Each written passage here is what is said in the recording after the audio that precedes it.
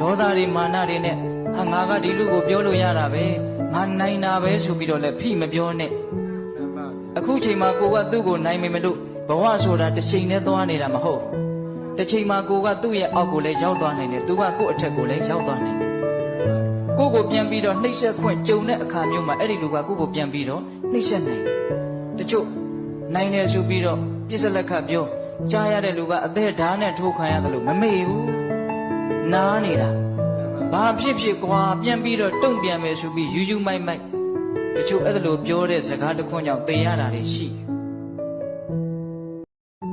ဒေါသတွေမာနတွေနဲ့ဟာငါကဒီလူကိုပြောလို့ရတာပဲငါနိုင်တာပဲဆိုပြီးတော့လည်းဖိမပြောနဲ့အခုချိန်မှာကိုကသူ့ကိုနိုင်မယ်မလို့ဘဝဆိုတာတစ်ချိန်နဲ့သွားနေတာမဟုတ်